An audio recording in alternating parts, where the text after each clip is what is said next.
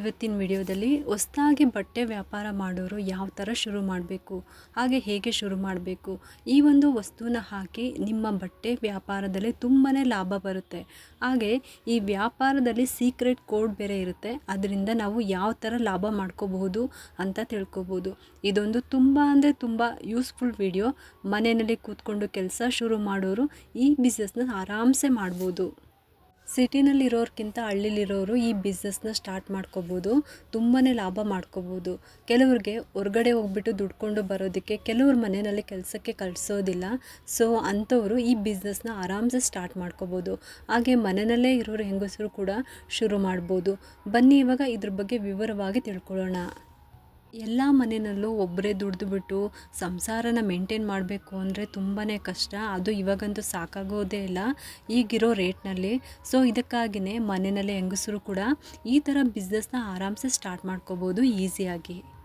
ಮನೆಯಲ್ಲಿರುವ ಎಷ್ಟೋ ಮಹಿಳೆಯರು ಕೂಡ ಸೀರೆ ವ್ಯಾಪಾರ ಮಾಡ್ತಾರೆ, ಮತ್ತು ಮನೆಯಲ್ಲಿ ಟೈಲರಿಂಗ್ ಕೆಲಸ ಮಾಡೋರು ಕೂಡ ಈ ವ್ಯಾಪಾರವನ್ನು ಮಾಡ್ತಾರೆ.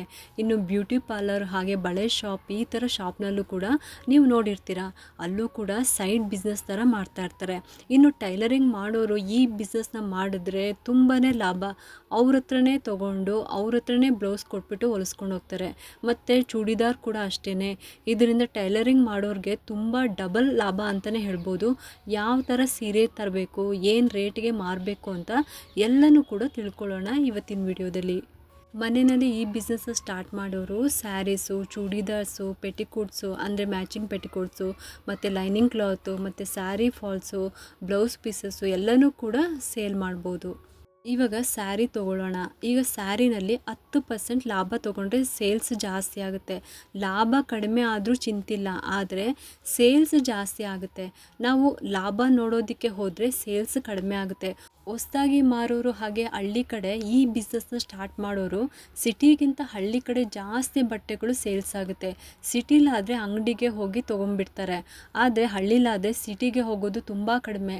ಎಷ್ಟೋ ಮನೆಯಲ್ಲಿ ಗೊತ್ತಿಲ್ದಂಗೆ ಹೆಣ್ಮಕ್ಳು ಕೂಡ ಸೀರೆನ ತೊಗೊಳ್ಳೋರು ಇರ್ತಾರೆ. ಯಾವಾಗಲೂ ಅಷ್ಟೇ ಲಾಭನ ಕಡಿಮೆ ತೊಗೋಬೇಕು, ಸೇಲ್ಸ್ ಜಾಸ್ತಿ ಮಾಡಬೇಕು. ಇವಾಗ 100 ರೂಪಾಯಿ ಅಂದರೆ ಒಂದು 10 ರೂಪಾಯಿ ಸಾಕು, ಇಷ್ಟೇ. ಒಂದು ಪೀಸ್ ಸ್ಯಾರಿಗೆ ಹೇಳ್ತಾ ಇರೋದು ಎಕ್ಸಾಂಪಲ್ ಕೊಟ್ಬಿಟ್ಟು, ಒಂದು ಪೀಸ್ಗೆ ನಾನು 10% ತೊಗೊಂಡ್ರೆ ಸಾಕು ನಮಗೆ. ಅದರಲ್ಲಿ ತುಂಬಾ ಲಾಭ ಇದೆ. ನಾವೇ ಸ್ಟಿಚ್ ಮಾಡೋದ್ರಿಂದಲೂ ಇನ್ನೂ ನಮಗೆ ಡಬಲ್ ಲಾಭ ಆಗುತ್ತೆ. ಇಲ್ಲಿ ನಾವು ಸ್ಟಿಚ್ಚು ಕೂಡ ಮಾಡ್ತೀವಿ ಅನ್ನೋರು ಕೂಡ, ಇಲ್ಲ ಬರೀ ನಾವು ಸೇಲ್ಸ್ ಮಾಡ್ತೀವಿ ಅನ್ನೋರು ಕೂಡ ಮಾಡ್ಬೋದು. 10% ತೊಗೊಂಡ್ರೆ ಸಾಕು. 1000 ರೂಪಾಯಿ ಸೀರೆಗೆ ಒಂದು 100 ರೂಪಾಯಿ ಲಾಭ ತೊಗೊಂಡ್ರೆ ಅದರಲ್ಲಿ 4 ಸೀರೆ ಅಂದ್ಕೊಳ್ಳಿ. ಇವಾಗೆಲ್ಲ ಬಟ್ಟೆಗಳನ್ನು ಕೇಳೋರೇ ಇರ್ತಾರೆ, ಇಲ್ಲೆಷ್ಟು ರೇಟ್ ಇದೆ, ಅಲ್ಲೆಷ್ಟು ರೇಟ್ ಇದೆ ಅಂತ. ನಮ್ಮ ಹತ್ರ ಅವ್ರಿಗಿಂತ ಒಂದು 10 ರೂಪಾಯಿನೋ 20 ರೂಪಾಯಿನೋ ಕಡಿಮೆ ಸಿಕ್ಕಿದ್ರೂ ಸಾಕು, ನಮ್ಮ ಹತ್ರನೇ ಅವರು ಹುಡ್ಕೊಂಡು ಬರ್ತಾರೆ. ನಮ್ಮ ಬಳಿಗೆ ಬಂದಾಗ ತುಂಬಾ ಬೇಗ ನಮಗೆ ಆ ಸೀರೆಗಳು ಎಲ್ಲನೂ ಕೂಡ ಸೇಲ್ ಆಗುತ್ತೆ. ನಾವು ಜಾಸ್ತಿ ಇನ್ವೆಸ್ಟ್ಮೆಂಟ್ ಮಾಡಿ 30,000 40,000 ಖರ್ಚು ಮಾಡಿಕೊಂಡು ಈ ಥರ ಎಲ್ಲ ತರಬೇಕಾಗಿಲ್ಲ. ಹೊಸಬ್ರು ಆದರೆ ನಮ್ಮ ಬಟ್ಟೆ ಹೇಗೆ ಸೇಲ್ ಆಗುತ್ತೆ ಅಂತ ನೋಡಿಕೊಂಡು ತರಬೇಕಾಗುತ್ತೆ. ಒಂದೇ ಸಲ ಜಾಸ್ತಿ ತೊಗೊಂಡು ಬಂದಿಟ್ಕೊಂಡ್ರೆ ಅದು ಲಾಸ್ ಆಗುತ್ತೆ. ಏಕೆಂದರೆ ಇವಾಗಿರೋ ಡಿಸೈನ್ಸು ಇನ್ನೊಂದು ವಾರ ಬಿಟ್ಟರೆ ಅದು ಚೇಂಜ್ ಆಗಿರುತ್ತೆ. ಪ್ರತಿ ವಾರವೂ ಕೂಡ ಹೊಸ ಹೊಸ ಡಿಸೈನ್ ಬರ್ತಾನೇ ಇರುತ್ತೆ. ಇದು ನಿಮಗೂ ಕೂಡ ಗೊತ್ತು. ನೀವು ಒಂದು 15 ದಿನಕ್ಕೆ ಆಗೋ ಥರ ತೊಗೊಂಡು ಬಂದರೆ ಸಾಕು, ತುಂಬ ಜಲ್ದಿನೇ ಸೇಲ್ ಆಗುತ್ತೆ. ಹಾಗೆ ನಾವು ತೊಗೊಂಡು ಬರುವ ಬಟ್ಟೆಗಳ ಕಲರ್ ಕೂಡ ಚೆನ್ನಾಗಿರಬೇಕು, ಹಾಗೆ ಕ್ವಾಲಿಟಿ ಕೂಡ ಚೆನ್ನಾಗಿರಬೇಕು. ಜನಕ್ಕೆ ಇಷ್ಟ ಆಗಬೇಕು. ಆ ರೀತಿ ಸೀರೆನ ನೋಡಿದ ತಕ್ಷಣ ಇಷ್ಟ ಆಗಬೇಕು, ಆ ಥರ ನೋಡಿಬಿಟ್ಟು ತರಬೇಕು. ಆಗ ಜಲ್ದಿನೇ ಸೇಲ್ ಆಗುತ್ತೆ. ನಾವು ಯಾವ್ಯಾವುದು ಕ್ವಾಲಿಟಿ ತೊಗೊಂಡು ಬಂದರೆ ಅಷ್ಟಾಗಿ ಇವರ ಹತ್ರ ಚೆನ್ನಾಗಿಲ್ಲ ಅಂತ ಹೋಗಿಬಿಡ್ತಾರೆ. ಕ್ವಾಲಿಟಿ ಚೆನ್ನಾಗಿರೋದು ತಂದರೆ ಜಲ್ದಿ ಸೇಲ್ ಆಗುತ್ತೆ. ತುಂಬ ಕಲರ್ ಡಿಸೈನ್ ಸಿಗುತ್ತೆ. ಆದರೆ ಈಗ ಹೊಸದಾಗಿ ಏನು ಬಂದಿದೆ ಆ ರೀತಿ ಟ್ರೆಂಡಿಂಗ್ ಇರಬೇಕು, ಆಗ ಜಲ್ದಿ ಸೇಲ್ ಆಗುತ್ತೆ. ಹಳೇ ಡಿಸೈನ್ಸ್ ತಂದು ಇಟ್ಕೊಂಡು ಲಾಸ್ ಆಗುತ್ತೆ ನಿಮಗೆ. ಒಂದೇ ಸಲ ಜಾಸ್ತಿ ತೊಗೊಂಡು ಬಂದರೆ ಸೇಲ್ಸ್ ಆಗೋದಿಲ್ಲ. ಒಂದು 15 ದಿನಕ್ಕಾಗೋ ರೀತಿಲಿ ತಂದು ಇಟ್ಕೊಂಡ್ರೆ ಸಾಕು, ಸೇಲ್ ಆಗುತ್ತೆ. ಒಂದು ವಾರಕ್ಕೆಲ್ಲ ಡಿಸೈನ್ ಚೇಂಜ್ ಆಗ್ತಾನೇ ಇರುತ್ತೆ. ಇದಕ್ಕೋಸ್ಕರನೇ ನಾನು ಹೇಳ್ತಾ ಇರೋದು. ನೀವು ಹೋಲ್ಸೇಲ್ ಅಂಗಡಿಗೆ ಹೋದರೆ ಮಾತ್ರ ನಿಮಗೆ ಎಲ್ಲ ಥರ ಹೊಸ ಡಿಸೈನ್ ಸಿಗೋದು. ಮಾಮೂಲಿ ಬಟ್ಟೆ ತೊಗೊಳೋದಕ್ಕೆ ಸೀರೆ ಅಂಗಡಿಗೆಲ್ಲ ಹೋಗ್ತೀವಲ್ಲ, ಅಲ್ಲಿ ತೊಗೊಂಡ್ರೆ ಹಳೇ ಸೀರೆನೇ ಸಿಗೋದು, ಹಳೇ ಪ್ಯಾಟ್ರನ್ನೇ ಸಿಗೋದು.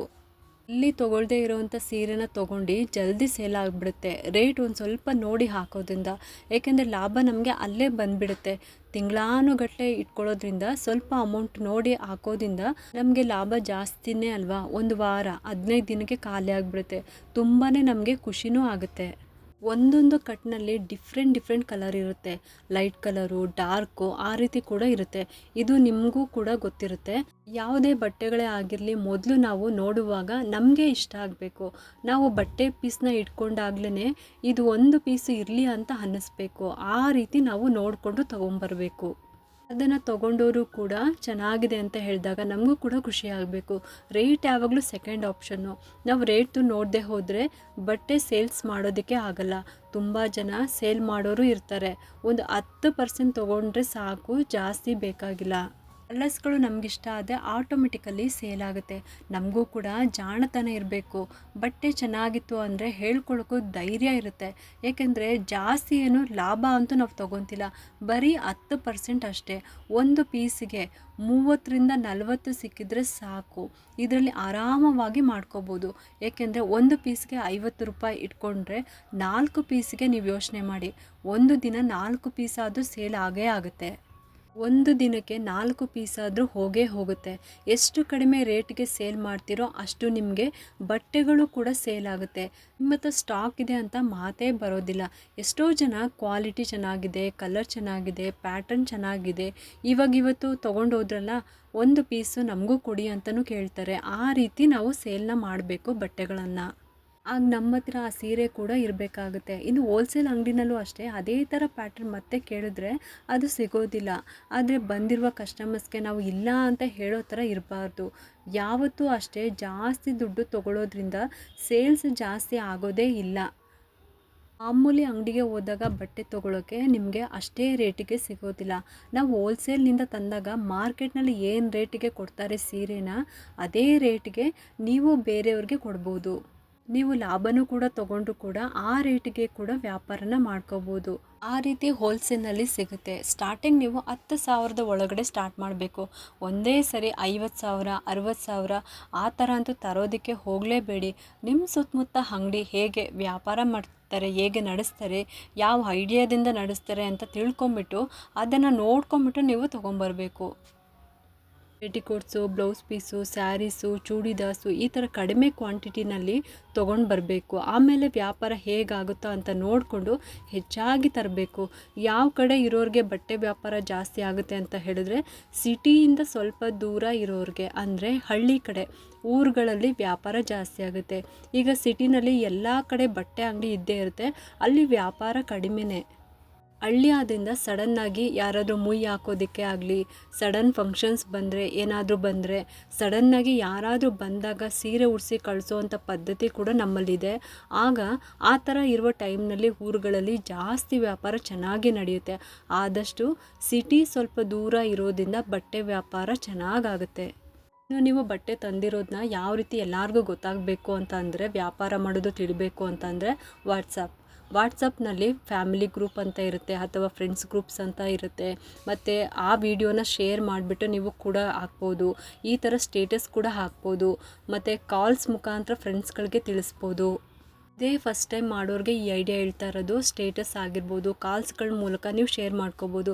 ಸ್ಟಾರ್ಟಿಂಗ್ ಒಬ್ಬರೋ ಇಬ್ಬರು ತೊಗೊಂಡೋಗ್ತಾರೆ, ಆಮೇಲೆ ಒಬ್ಬರಿಂದ ಒಬ್ರಿಗೆ ಸ್ಪ್ರೆಡ್ ಆಗ್ತಾ ಹೋಗುತ್ತೆ. ಆಗ ಖಂಡಿತ ವ್ಯಾಪಾರ ಚೆನ್ನಾಗಾಗುತ್ತೆ. ಆದಷ್ಟು ನಾವು ತೊಗೊಂಡು ಬರಬೇಕಾಗಿದ್ದನ್ನ ನೋಡಿಕೊಂಡು ತರಬೇಕು. ಹಳೆ ಕಾಲದ್ದು ಓಲ್ಡ್ ಇರೋ ಸ್ಟಾಕು ಅದೆಲ್ಲ ತೊಗೊಂಡು ಬರೋದಕ್ಕೆ ಹೋಗಬಾರ್ದು. ಯಾವುದು ರೀಸೆಂಟಾಗಿ ಟ್ರೆಂಡಿಂಗಲ್ಲಿ ಇರುತ್ತೆ ಅದನ್ನು ನೋಡಿಕೊಂಡು ತೊಗೊಂಡು ಬರಬೇಕಾಗುತ್ತೆ. ಇದರಿಂದ ಖಂಡಿತ ನಮಗೆ ಲಾಭವೂ ಸಿಗುತ್ತೆ ಮತ್ತು ವ್ಯಾಪಾರವೂ ಕೂಡ ಚೆನ್ನಾಗಾಗುತ್ತೆ. ಏಕೆಂದರೆ ನಾವು ಸಿಟಿಗೆ ಹೋದರೂ ಕೂಡ ಅದೇ ರೇಟೇ, ಅಲ್ಲಿ ಹೋಗೋದಕ್ಕಿಂತ ಇಲ್ಲೇ ತೊಗೋಬಹುದಲ್ಲ ಅಂತ ಯೋಚನೆ ಮಾಡಿಕೊಂಡು ಆದಷ್ಟು ಹೋಲ್ಸೇಲ್ ತಗೊಳ್ಳೋದ್ರಿಂದ ನಿಮಗೆ ಲಾಭ ಕೂಡ ಜಾಸ್ತಿ ಇರುತ್ತೆ. ಕಸ್ಟಮರ್ ಕೂಡ ಯೋಚನೆ ಮಾಡ್ತಾರೆ, ಕರೆಕ್ಟ್ ಇದೆ ಅಲ್ವಾ, ಇಲ್ಲಿಗೂ ಕೂಡ ಮತ್ತು ಅಲ್ಲಿಗೂ ಕೂಡ ಯಾವುದೇ ಥರ ವ್ಯತ್ಯಾಸ ಇಲ್ಲ ಅಲ್ವಾ, ಅಲ್ಲೇ ಬೇರೆ ರೇಟು ಇಲ್ಲೇ ಒಂದು ರೇಟು ಇದ್ದಾಗ ಅದು ಒಬ್ಬರಿಂದ ಒಬ್ಬರಿಗೆ ಸ್ಪ್ರೆಡ್ ಆಗುತ್ತೆ. ಆಗ ನಮ್ಮ ಬಿಸ್ನೆಸ್ ಕೂಡ ಹಾಳಾಗುತ್ತೆ. ಸಿಟಿಗಿಂತ ಹಳ್ಳಿಲಿರೋರಿಗೆ ವ್ಯಾಪಾರ ಚೆನ್ನಾಗೇ ಆಗುತ್ತೆ. ಸ್ಟಿಚಿಂಗ್ ಅಂತ ಬರೋ ಕಸ್ಟಮರ್ಗೆ ಈ ಥರ ಮ್ಯಾಚಿಂಗ್ ಬ್ಲೌಸ್ ಇದೆ, ಪೆಟಿಕೋಟ್ಸ್ ಇದೆ, ಮ್ಯಾಚಿಂಗ್ದು ಅಂತ ಹೇಳಿದರೆ ಅವ್ರಿಗೆ ಗೊತ್ತಾಗುತ್ತೆ. ಯಾಕೆಂದರೆ ಸ್ಟಿಚಿಂಗ್ಗೆ ಅಂತ ಹೋಗಬೇಕು ಅಂತ ಅವರು ಮೈಂಡ್ನಲ್ಲಿ ಬಂದಾಗ, ಓ ಮ್ಯಾಚಿಂಗ್ ಎಲ್ಲ ಅಲ್ಲೇ ಸಿಗುತ್ತೆ ಅಲ್ವಾ, ಅವ್ರ ಹತ್ರನೇ ಸಿಗುತ್ತೆ, ನಾವು ಅವ್ರ ಹತ್ರನೇ ತೊಗೋಬೋದಲ್ವಾ ಅಂತ ಪ್ರೀ ಪ್ಲ್ಯಾನ್ ಮಾಡಿಕೊಂಡು ನಮ್ಮ ಹತ್ರನೇ ಬರ್ತಾರೆ. ಏನಾದರೂ ಕಸ್ಟಮರ್ಸ್ಗೆ ಅರ್ಜೆಂಟಾಗಿ ಸೀರೆಗಳು ಬೇಕು ಅಂದಾಗಲೂ ಕೂಡ ನಿಮ್ಮ ಹತ್ರನೇ ಬರ್ತಾರೆ. ಟ್ರೆಂಡಿಂಗ್ನಲ್ಲಿರೋ ಸ್ಯಾರೀಸ್ಗಳು ಇಲ್ಲೇ ಕೂಡ ಸಿಗುತ್ತಲ್ವಾ ಅಂತ ಪಬ್ಲಿಷ್ ಆಗುತ್ತೆ ಅವ್ರಿಗೆ. ಇದು ಹಳ್ಳಿನಲ್ಲಿರುವ ಟೈಲರಿಂಗ್ ಕೆಲಸ ಮಾಡೋರಿಗೆ ತುಂಬ ಒಳ್ಳೆಯ ಬಿಸ್ನೆಸ್ ಅಂತಲೇ ಹೇಳ್ಬೋದು. ನಮ್ಮ ಹತ್ತಿರ ಬಟ್ಟೆ ತೊಗೊಂಡು ನಮ್ಮ ಹತ್ತಿರನೇ ಸ್ಟಿಚಿಂಗ್ ಕೊಡ್ತಾರೆ. ಸ್ಟಿಚಿಂಗ್ ಕೂಡ ಇದರಿಂದ ನಮಗೆ ಲಾಭನೇ ಜಾಸ್ತಿ ಆಗುತ್ತೆ. ಹಾಗೆ ಸ್ಯಾರಿ ಫಾಲು, ಜಿಗ್ಜಾಗು ಅಂತ ಇನ್ನು ಲೈನಿಂಗ್ ಕ್ಲಾತ್ಗಳು ಇದು ಕೂಡ ತಂದು ಇಟ್ಟು ಸೇಲ್ ಮಾಡಿಕೊಂಡ್ರೆ ತುಂಬಾ ಯೂಸ್ಫುಲ್ ಆಗುತ್ತೆ. ಆಗ ನಿಮಗೆ ಗೊತ್ತಾಗುತ್ತೆ ತುಂಬ ಚೆನ್ನಾಗಿ ಎಷ್ಟು ಚೆನ್ನಾಗಿ ವ್ಯಾಪಾರ ಆಗ್ತಾ ಇದೆ ಅಂತ. ಸೆಟ್ನಲ್ಲಿ ಒಂದೊಂದು ಕಲರ್ 8 ಇರುತ್ತೆ ಅಥವಾ 4 ಇರೋ ಬಂಡಲ್ಸ್ಗಳು ತೊಗೊಂಡು ಬನ್ನಿ. ಆದಷ್ಟು ನೋಡಬೇಕು ನಮ್ಮ ಕಡೆ ಯಾವ ರೀತಿ ಲಾಭ ಆಗುತ್ತೆ ಅಂತ. ಮೊದಲನೇ ಸಲ ಯಾರಿಗೂ ಗೊತ್ತಿರೋದಿಲ್ಲ, ನೋಡಿಕೊಂಡು ಮಾಡ್ಕೋಬೇಕು. ಯಾವಾಗಲೂ ಕೂಡ ಅಷ್ಟೇ ಜಾಸ್ತಿ ಬಟ್ಟೆಗಳನ್ನು ತೊಗೊಂಬರ್ಬಾರ್ದು. ಆವಾಗಲೇ ಸೇಲ್ ಆಗಬೇಕು. ಹೊಸ ಪ್ಯಾಟ್ರನ್ನಲ್ಲಿ ತೊಗೊಂಡು ಬಂದರೆ ಬೇಗನೆ ಸೇಲ್ ಆಗಿಬಿಡುತ್ತೆ. ಒಂದು ವಾರ 15 ದಿವಸಕ್ಕೆ ಖಾಲಿ ಆಗಿಬಿಡುತ್ತೆ. ಇಮ್ಮಿಡಿಯೇಟ್ ದುಡ್ಡನ್ನು ಹೊಂದ್ಕೊಳ್ಳೋದಕ್ಕೂ ಕೂಡ ನಮಗೆ ಈಸಿ ಆಗುತ್ತೆ. ದೇಶದಲ್ಲಿ ತಂದು ಅದನ್ನು ಸ್ಟಾಕ್ ಇಟ್ಕೊಳ್ಳೋದಕ್ಕಿಂತ ಹತ್ತಿರನೇ ಇದ್ದರೆ ಅವಾಗ ಹೋಗಿ ತೊಗೊಂಡು ಬರ್ಬೋದು. ಇನ್ನು ಹೊಸ ಬಿಸ್ನೆಸ್ ಅಂತೂ ಸ್ಟಾರ್ಟ್ ಮಾಡಿಬಿಟ್ಟಿದ್ದೀವಿ, ಅಂದರೆ ಬಟ್ಟೆ ವ್ಯಾಪಾರನ ಹೊಸದಾಗಿ ನಾವು ಸ್ಟಾರ್ಟ್ ಮಾಡಿಬಿಟ್ಟಿದ್ದೀವಿ. ಆದರೆ ಬಿಸ್ನೆಸ್ಸೇ ಆಗ್ತಾಯಿಲ್ಲ, ಯಾಕೋ ಗೊತ್ತಿಲ್ಲ, ಕಸ್ಟಮರೇ ಬರ್ತಿಲ್ಲ. ಆ ಥರದ್ದೆಲ್ಲ ಪ್ರಾಬ್ಲಮ್ ಇದ್ದೇ ಇರುತ್ತೆ ಸ್ಟಾರ್ಟಿಂಗು. ಈ ರೀತಿ ಸಮಸ್ಯೆ ಬಂದಾಗ ನಾವು ಯಾವ ರೀತಿ ಪರಿಹಾರನ ಮಾಡ್ಕೋಬೇಕು ಅಂತ ಇವಾಗ ತಿಳ್ಕೊಳ್ಳೋಣ. ಇದಕ್ಕೂ ಮುಂಚೆ ಬಿಸ್ನೆಸ್ ಏನೋ ಸ್ಟಾರ್ಟ್ ಮಾಡಿಬಿಟ್ಟಿದ್ವಿ, ಇವಾಗ ಬಟ್ಟೆನೋ ತಂದ್ವಿ, ಆದರೆ ಕಸ್ಟಮರ್ಸ್ಗೆ ನಾವು ಯಾವ ಥರ ರೇಟ್ನಲ್ಲಿ ನಾವು ಕೊಡಬೇಕು ಅಂತ ಇವಾಗ ತಿಳ್ಕೊಬೇಕು. ಮೊದಲು ಅದೇ ಇಂಪಾರ್ಟೆಂಟು. ಬಿಸ್ನೆಸ್ ಸ್ಟಾರ್ಟ್ ಮಾಡಿದ್ವಿ ಮತ್ತು ಹೋಲ್ಸೇಲ್ ಅಂಗಡಿಗೆ ಹೋಗ್ಬಿಟ್ಟು ನಾವು ಬಟ್ಟೆನ ಪ್ಯಾಕಿಂಗ್ ಮಾಡಿಸಿದ್ವಿ. ಪ್ಯಾಕಿಂಗ್ ಅಂದರೆ ಒಂದು ಮೂಟೆ ಥರ ನಮಗೆ ಅದು ಬಟ್ಟೆಗಳನ್ನು ಪ್ಯಾಕ್ ಮಾಡಿ ಇಟ್ಟಿರ್ತಾರೆ. ನಾವು ಆವಾಗಲೇ ಹೋಗ್ಬಿಟ್ಟು ಬೇಕಾದರೆ ಆ ಪ್ಯಾಕಿಂಗ್ನ ತೊಗೊಂಬರ್ಬೋದು, ಅಥವಾ ನಾಳೆ ತೊಗೋಬೇಕು ಅನ್ನೋ ಥರ ನಮ್ಮ ಮೈಂಡಲ್ಲಿದ್ದಾಗ ಅದ್ರ ಮೇಲೆ ನಮ್ಮ ಹೆಸ್ರನ್ನ ಬರೆದಿರ್ತಾರೆ. ಆವಾಗ ಮಾರನೇ ದಿನ ನಮಗದು ಸಿಗುತ್ತೆ. ಸೊ ಆಗ ಈಸಿಯಾಗಿ ನಾವು ತೊಗೊಂಬರ್ಬೋದು. ಹೋಲ್ಸೇಲ್ನಲ್ಲಿ ತೊಗೋವಾಗ ಒಂದು ಸೀಕ್ರೆಟ್ ಕೋಡ್ ಇರುತ್ತೆ. ಆ ಕೋಡ್ನಲ್ಲಿ ನಮಗೆ ಬಟ್ಟೆ ರೇಟ್ ಎಷ್ಟು ಅಂತ ಗೊತ್ತಾಗ್ಬಿಡುತ್ತೆ. ಆ ಒಂದು ಕೋಡ್ ಯಾವುದು ಏನು ಅಂತ ತಿಳ್ಕೊಳ್ಳೋಣ ಇವಾಗ. ಆವಾಗಲೂ ಅಷ್ಟೇ ಹೊಸ ಪ್ಯಾಟ್ರನ್ ಏನು ಬಂದಿರುತ್ತೆ ಅದನ್ನು ತೊಗೋಬೇಕು. ಆದರೂ ಕೂಡ ಜಾಸ್ತಿ ತೊಗೋಬಾರ್ದು. ನಿಮಗೆ ಸೇಲ್ ಆಗುತ್ತೆ ಅನ್ನೋದನ್ನು ನೋಡಿಕೊಂಡು ತೊಗೋಬೇಕಾಗುತ್ತೆ. ಜಾಸ್ತಿ ಇದ್ದರೂ ಕೂಡ ಅದು ಹಾಗೆ ಉಳ್ಕೊಬೋದು. ಎಲ್ಲ ಪ್ಯಾಟ್ರನಲ್ಲೂ ಒಂದೊಂದು ಕಟ್ ಅಂದರೆ 4 ಇದ್ದೇ ಇರುತ್ತೆ. ಆದರೂ ನೀವು ಒಂದೊಂದು ರೀತಿಲಿ ಪ್ಯಾಟ್ರನ್ಗಳನ್ನ ತರ್ಬೋದು. ಯಾವುದೇ ಆಗಲಿ ಜಾಸ್ತಿ ತೊಗೋಬಾರ್ದು ಅಷ್ಟೇ. ಆವಾಗಲೇ ನೋಡಿ ಸೇಲ್ ಆಗಿಬಿಡ್ಬೇಕು, ಆ ರೀತಿ ತರಬೇಕು. ಹೊಸ ಪ್ಯಾಟ್ರನ್ನಲ್ಲಿ ನೋಡಿ ತಂದರೆ ಎಷ್ಟು ಪ್ಯಾಟ್ರನ್ ಇದ್ದರೂ ಕೂಡ ಖಾಲಿ ಆಗಿಬಿಡುತ್ತೆ. ಒಂದು 15 ದಿವಸದೊಳಗಡೆ ಖಾಲಿ ಆಗಬೇಕು. ಆ ಥರ ತೊಗೊಂಡು ಬಂದರೆ ನಿಮಗೆ ಇಮ್ಮಿಡಿಯೇಟ್ ದುಡ್ಡನ್ನು ಹೊಂದಿಸ್ಕೊಳ್ಳೋದಕ್ಕೂ ಕೂಡ ಈಸಿ ಆಗುತ್ತೆ. ಒಂದೇ ಸಲ ತುಂಬ ತಂದು ಸ್ಟಾಕ್ ಇಟ್ಕೊಳ್ಳೋದಕ್ಕಿಂತ ಆವಾಗಲೇ ಹತ್ತಿರ ಇದ್ದರೆ ಹೋಗ್ಬಿಟ್ಟು ತೊಗೊಂಬಂದು ಸೇಲ್ ಮಾಡ್ಬೋದು. ನಾವು ಏನು ತೊಗೊಂಡಿರ್ತೀವಿ ಅದಕ್ಕೆ ಒಂದು ಸ್ಲಿಪ್ ಕೊಡ್ತಾರೆ. ಅದರಲ್ಲಿ ಎಷ್ಟು ಪೀಸ್ ತೊಗೊಂಡಿದ್ದೀವಿ, ಎಷ್ಟು ಅಮೌಂಟ್ ಆಗಿದೆ ಅಂತ ಒಂದು ಸ್ಲಿಪ್ನ ಕೊಟ್ಟಿರ್ತಾರೆ. ಲಾಸ್ಟ್ನಲ್ಲಿ ಟೋಟಲ್ ಎಷ್ಟಾಗಿದೆ ಅಂತಲೂ ಕೂಡ ಕೊಟ್ಟಿರ್ತಾರೆ. ಒಂದು ಕಟ್ನಲ್ಲಿ ಎಷ್ಟು ಪೀಸಸ್ ಇದೆ, ಒಂದು ಪೀಸಿಗೆ ಏನು ರೇಟ್ ಇದೆ, ಆಮೇಲೆ ಟೋಟಲ್ ಅಮೌಂಟ್ ಕೂಡ ಕೊಟ್ಟಿರ್ತಾರೆ. ಸ್ಯಾರಿ, ಚೂಡಿದಾರು, ಬ್ಲೌಸ್ ಪೀಸು ಇದೆಲ್ಲ ಸಪ್ರೇಟಾಗಿ ಕೊಟ್ಟಿರ್ತಾರೆ. ಈಗ ಸ್ಯಾರಿ ಅನ್ನೋರಿಗೆ ನಾವು ಕೂಡ ಸೀರೆ ಪರ್ಚೇಸ್ ಮಾಡೋ ಟೈಮಲ್ಲಿ ಕೂಡ ಸ್ಯಾರಿ ಮೇಲೆ ಒಂದು ಕೋಡ್ ಇರೋದನ್ನ ನಾವು ನೋಡಿರ್ತೀವಿ. ಒಂದೊಂದು ಪ್ಯಾಟ್ರನ್ ಮೇಲೆ ಒಂದೊಂದು ಕೋಡ್ ಇರುತ್ತೆ. ನಾವು ಕೂಡ ಅದು ಸಾಧಾರಣವಾಗಿ ಎಲ್ಲ ಅಂಗಡಿನಲ್ಲೂ ನೋಡಿರ್ತೀವಿ. ಆ ಒಂದು ಸ್ಯಾರಿನಲ್ಲಿ ಇವಾಗ ನಾನು ಹೇಳೋದಕ್ಕೆ ಬರ್ತಿರೋದು YNR ಅಂತ ಲೇಬಲ್ ಇರುತ್ತೆ. ಆ ಸ್ಲಿಪ್ನಲ್ಲಿ YNRಗೆ ಏನು ರೇಟ್ ಬಂದಿದೆ 4 ಪೀಸಿಗೆ ಅಂತ ನೋಡಿದಾಗ ಅದು ಒಂದು ಪೀಸಸ್ಗೆ 295 ರೂಪಾಯಿ ಇರುತ್ತೆ. ಈ ರೇಟ್ನ ನೋಡಿಕೊಂಡು ನೀವು ಹೆಚ್ಚಿಗೆ 20 ರೂಪಾಯಿನೋ 30 ರೂಪಾಯೋ ಅಥವಾ 50 ಒಳಗಡೆ ನೀವು ಕೊಡ್ಬೋದು. ಆ ಸ್ಲಿಪ್ನಲ್ಲಿ ಪ್ರತಿಯೊಂದಕ್ಕೂ ಕೂಡ ಕೋಡ್ ಹಾಕಿ ಕೊಟ್ಟಿರ್ತಾರೆ. ಕೋಡ್ನಲ್ಲಿ ಒಂದು ಪೀಸ್ ಅಮೌಂಟ್ ಎಷ್ಟು ಅಂತ ನೋಡಿಕೊಂಡು ನೀವು 50 ರೂಪಾಯಿವರೆಗೂ ಜಾಸ್ತಿ ಮಾಡ್ಕೋಬೋದು, ನೀವು ಸೇಲ್ ಮಾಡ್ಕೋಬೋದು. ಸ್ಯಾರೀಸೇ ಆಗಿರ್ಬೋದು ಅಥವಾ ಬ್ಲೌಸ್ ಪೀಸೇ ಆಗಿರ್ಬೋದು, ಕಾಟನ್ ಸ್ಯಾರೀಸೇ ಆಗಿರ್ಬೋದು ಅಥವಾ ಲೈನಿಂಗ್ ಕ್ಲಾತೇ ಆಗಿರ್ಬೋದು, ಸ್ಯಾರಿ ಫಾಲೇ ಆಗಿರ್ಬೋದು, ಯಾವುದಾದ್ರೂ ಸರಿ. ಈ ಥರ ಯಾವುದೇ ಟೈಪ್ ಆಫ್ ಕ್ಲಾತ್ ಇದ್ದರೂ ಕೂಡ ಆ ಬಟ್ಟೆ ಮೇಲೆ ಇರುವಂಥ ಆ ಕೋಡ್ನ ಸ್ಲಿಪ್ನಲ್ಲಿ ಕೊಟ್ಟಿರ್ತಾರೆ. ಆಗ ನೀವು ನೋಡ್ಕೊಂಬಿಟ್ಟು 50 ರೂಪಾಯಿವರೆಗೂ ಜಾಸ್ತಿ ಮಾಡ್ಕೋಬೋದು. ಹೋಲ್ಸೇಲ್ ಅಂಗಡಿನಲ್ಲಿ ಮಾತ್ರ ಸ್ಲಿಪ್ನ ಕೊಡ್ತಾರೆ. ಈ ಥರ ಯಾರೆಲ್ಲ ಹೊಸದಾಗಿ ಬಟ್ಟೆ ವ್ಯಾಪಾರನ ಶುರು ಮಾಡಬೇಕು ಅಂತ ಅಂದ್ಕೊಂಡಿದ್ದೀರೋ ಅವರೆಲ್ಲರೂ ಕೂಡ ಈ ಟ್ರಿಕ್ಸ್ನ ಫಾಲೋ ಮಾಡಿ. ಫಟಾಫಟ್ ಅಂತ ಆ ಎಲ್ಲ ಬಟ್ಟೆಗಳು ಸೇಲ್ ಆಗಿಬಿಡುತ್ತೆ. ಆ ಒಂದು ವ್ಯಾಪಾರನ ಅಭಿವೃದ್ಧಿ ಮಾಡುವ ಒಂದು ವಸ್ತು ಯಾವುದಪ್ಪ ಅಂತ ಅಂದರೆ ಚಕ್ಕೆ. ನಾವು ಮಸಾಲೆ ಸಾಂಬಾರಿಗೆ ಮತ್ತು ಪಲಾವ್ಗಳಿಗೆ ಮತ್ತು ಮಟನ್ ಸಾರುಗಳಿಗೆ ಎಲ್ಲ ಥರದಕ್ಕೂ ಯೂಸ್ ಮಾಡ್ತೀವಲ್ಲ, ಅದೇ ಚಕ್ಕೆ. ಈ ಚಕ್ಕೆನ ತೊಗೊಂಡ್ಬಿಟ್ಟು ಒಂದು ಬಾಣಲಿನಲ್ಲಿ ಸ್ವಲ್ಪ ಬೆಚ್ಚಗೆ ಮಾಡಿ ಹುರ್ಕೋಬೇಕು. ಅಂದರೆ ಸೀದಿಸ್ಬಾರ್ದು ಮತ್ತು ಕೆಂಪಗೆ ಆಗೋ ಥರ ಏನು ಹುರ್ಕೋಬಾರ್ದು, ಸ್ವಲ್ಪ ಬೆಚ್ಚಗಾದರೆ ಸಾಕು. ಆಮೇಲೆ ಅದು ತಣ್ಣಗಾದಮೇಲೆ ಪುಡಿ ಮಾಡ್ಕೋಬೇಕು ಮಿಕ್ಸಿಗೆ ಹಾಕ್ಬಿಟ್ಟು ನುಣ್ಣಗೆ ಪುಡಿ ಮಾಡ್ಕೊಂಡಾದಮೇಲೆ ನಮ್ಮ ಕೆಲಸ ಇಂಪ್ರೂವ್ಮೆಂಟ್ಗೆ ತುಂಬ ಇಂಪಾರ್ಟೆಂಟ್ ಆಗುತ್ತೆ. ಈ ಚಕ್ಕೆ ಪುಡಿಯಿಂದ ಈ ಒಂದು ಪವಾಡ ಅಂತಲೇ ಹೇಳ್ಬೋದು. ನಾವು ಎಷ್ಟೋ ಸಲ ಬಿಸ್ನೆಸ್ ಏನೋ ಸ್ಟಾರ್ಟ್ ಮಾಡಿಬಿಡ್ತೀವಿ, ಆದರೆ ಅದರಲ್ಲಿ ಬಿಸ್ನೆಸ್ಸೇ ಆಗ್ತಾ ಇರೋದಿಲ್ಲ ಮತ್ತು ಕಸ್ಟಮರ್ಸ್ ಕೂಡ ಬರ್ತಾನೆ ಇಲ್ಲ, ನಾವು ಹಾಕಿರೋ ಬಂಡವಾಳ ಕೂಡ ನಮಗೆ ಸಿಗ್ತಾನೆ ಇಲ್ಲ, ಏನಪ್ಪ ಮಾಡೋದು ಅಂತ ಯೋಚನೆಗೆ ಒಳಗಾಗೋ ಥರ ಆಗಿಬಿಡುತ್ತೆ. ಆಗ ಇದಕ್ಕೆ ಪರಿಹಾರ ಏನಂದರೆ, ನಮ್ಮ ಅಡುಗೆ ಮನೆಯಲ್ಲಿ ಇರುವಂಥ ಈ ವಸ್ತುವನ್ನು ಉಪಯೋಗಿಸ್ಕೊಳ್ಳೋದ್ರಿಂದ ನಮ್ಮ ವ್ಯಾಪಾರದಲ್ಲಿ ಲಾಭವನ್ನು ತರ್ಬೋದು. ಇದು ಒಂದು ಚಮತ್ಕಾರ ಅಂತಲೇ ಹೇಳ್ಬೋದು. ನಾವು ಎಷ್ಟೋ ಕಡೆ ಏನೇನೋ ಪೂಜೆ ಅದು ಇದು ಅಂತ ಏನೇನೋ ಮಾಡಿಸ್ತಾ ಇರ್ತೀವಿ, ಆದರೆ ನಮ್ಮ ಮನೆಯಲ್ಲೇ ನಾವು ಉಪಯೋಗಿಸುವಂಥ ಅಡುಗೆ ಮನೆಯಲ್ಲೇ ಈ ಒಂದು ಪವಾಡ ಮಾಡುವ ಶಕ್ತಿ ಇದೆ ಅಂತ ಅಂದರೆ ಅದನ್ನು ನಾವು ಯಾಕೆ ಉಪಯೋಗಿಸ್ಕೋಬಾರ್ದು ಅಲ್ವಾ? ಹಿಂದಿನ ಕಾಲದಲ್ಲಿ ಒಂದು ಗಾದೆ ಮಾತೆ ಇದೆ, ಕೈಯಲ್ಲೇ ಬೆಣ್ಣೆ ಇಟ್ಕೊಂಡು ಊರೆಲ್ಲ ಹುಡುಕಿದ್ರು ಅಂತ. ಆ ರೀತಿ ನಮ್ಮ ಪರಿಸ್ಥಿತಿ ಆಗಿಬಿಟ್ಟಿರುತ್ತೆ. ನಮ್ಮ ಜೊತೆನೇ ಇರುತ್ತೆ, ನಮ್ಮ ಹತ್ರನೇ ಇರುತ್ತೆ, ಆದರೆ ನಮಗೆ ಗೊತ್ತೇ ಇರೋದಿಲ್ಲ. ಅದಕ್ಕೋಸ್ಕರ ಈ ಒಂದು ವಸ್ತುವನ್ನು ಉಪಯೋಗಿಸ್ಕೊಂಡ್ರೆ ನಿಮ್ಮ ವ್ಯಾಪಾರದಲ್ಲಿ ಲಾಭ ಚೆನ್ನಾಗಾಗುತ್ತೆ. ಇದನ್ನು ಯಾವ ಥರ ಉಪಯೋಗಿಸ್ಕೋಬೇಕು ಅಂತ ತಿಳ್ಕೊಳ್ಳೋಣ. ಇವಾಗ ಇದನ್ನು ನಾವು ಬಾಣಲಿಗೆ ಹಾಕ್ಬಿಟ್ಟು ಸ್ವಲ್ಪ ಬೆಚ್ಚಗೆ ಮಾಡ್ಕೊಂಬಿಟ್ಟು ಅದು ತಣ್ಣಗಾದ್ಮೇಲೆ ಮಿಕ್ಸಿ ಜಾರ್ಗೆ ಹಾಕ್ಕೊಂಬಿಟ್ಟು ಪುಡಿನ ಮಾಡ್ಕೊಂಡ್ವಿ. ಒಂದು ಚಕ್ಕೆನ ನಾವು ಪುಡಿ ಮಾಡ್ಕೊಂಡಾದ್ಮೇಲೆ ಸ್ವಲ್ಪ ಕೈಯಲ್ಲಿ ತೊಗೋಬೇಕು ಈ ಪುಡಿನ. ಇದಕ್ಕೂ ಮುಂಚೆ ನೀವೇನು ಮಾಡಬೇಕು ಅಂದರೆ, ನೀವೇನು ಅಂಗಡಿಯಿಂದ ಬಟ್ಟೆನ ತಂದಿರ್ತೀರ ಆ ಬಟ್ಟೆನೆಲ್ಲ ನೀಟಾಗಿ ಜೋಡಿಸ್ಕೊಳ್ಳಿ. ಎಲ್ಲಿ ನೀವು ಇಡಬೇಕು ಅಂತ ಅಂದ್ಕೊಂಡಿದ್ರೋ ಅಲ್ಲಿ ನೀವು ಜೋಡಿಸ್ಕೊಳ್ಳಿ. ಜೋಡಿಸಿದಾದ್ಮೇಲೆ ಈ ಚಕ್ಕೆ ಪುಡಿನ ತೊಗೊಂಬಂದ್ಬಿಟ್ಟು ನಿಮ್ಮ ಎರಡೂ ಕೈಯಿಂದ, ಅಂದರೆ ಸ್ವಲ್ಪ ಚಕ್ಕೆ ಪುಡಿನ ತೊಗೊಂಬಿಟ್ಟು ನಿಮ್ಮ ಎರಡೂ ಕೈಯಲ್ಲೂ ಕೂಡ ಆ ಪೌಡರ್ನ ಉಜ್ಕೋಬೇಕು.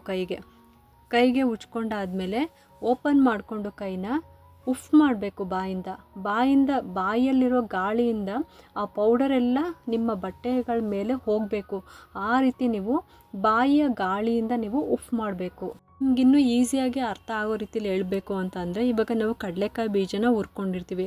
ಹುರ್ಕೊಂಡಾದ್ಮೇಲೆ ಸ್ವಲ್ಪ ಕಡಲೆಕಾಯಿ ಬೀಜನ ಕೈಗೆ ಹಾಕ್ಕೊಂಬಿಟ್ಟು ಅದನ್ನು ಹಿಂಗೆ ಉಜ್ಜಿದ್ರೆ ಅದೇನಾಗುತ್ತೆ, ಅದು ಸಿಪ್ಪೆ ಹೊರಗಡೆ ಬರುತ್ತೆ. ಸಿಪ್ಪೆ ಹೊರಗಡೆ ಬಂದಾಗ ನಾವೇನು ಮಾಡ್ತೀವಿ, ಬಾಯಿಯಿಂದ ಉಫ್ ಮಾಡ್ತೀವಿ ಆ ಸಿಪ್ಪೆ ಎಲ್ಲ ಹೊರಗಡೆ ಹೋಗೋದಕ್ಕೆ.